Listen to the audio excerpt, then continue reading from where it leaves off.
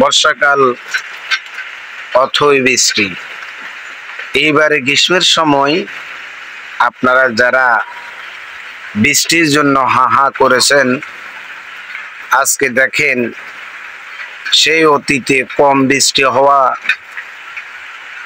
পানিগুলো আল্লাহ তাআলাই নিজাতেই কেল ঢালতেছেন। ভাই, বাংলাদেশের পরিস্থিতি খুবই উদ্বেগজনক অবস্থায়। এরই মাঝে আল্লাহর যেই বৃষ্টির পানি নিমিষে শুধু ডালতেছে আর ডালতেছে। আপনার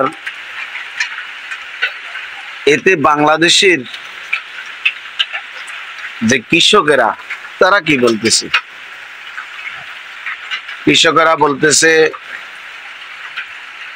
বৃষ্টি অনাবৃষ্টির কারণে এই দেশে ফসল উৎপাদন করা বড় ধরনের একটা ব্যাঘাত হয়, যা আমরা অতীতে যেমন করেছি। এইবারের বর্ষাকালের বৃষ্টির পানি ব্যাপক হওয়ায় কৃষকের যে জ্বালা বিছনায় জ্বালার চারা রোপণ করা হয়, সেই চারাগুলো নিমিষে পচে পানিতে মিশে গেছে। তাই ভাই, আমাদের এই গ্রামগঞ্জ বর্ষাকালে একেবারে নাজুক অবস্থা থাকে। আমি ঘর থেকে ভিডিও করতেছি,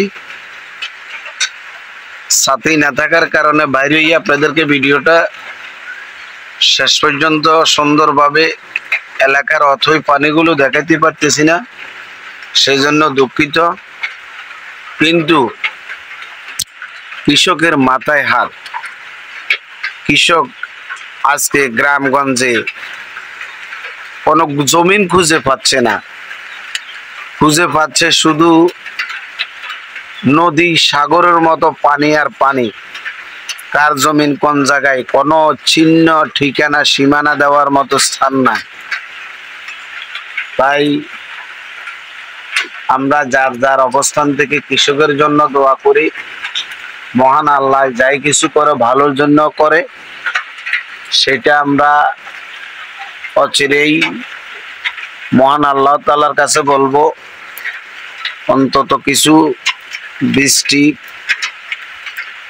রক্ষা থেকে মানুষকে ধান চাষ ফসল উৎপাদন করার সুযোগ দিন। দেশের এবং রাজনৈতিক প্রেক্ষাপটে 12টা বাজে যাচ্ছে। মানুষ শ্বাস না করলে খাবে কি? প্রিয় দর্শক, সবাইকে বলতেছি আজকের এই ভিডিওটা সবাই শেয়ার করে দিবেন। আমি সবাইকে ভিডিওটা দেখার অনুরোধ করতেছি। আল্লাহ হাফেজ, আসসালামু আলাইকুম।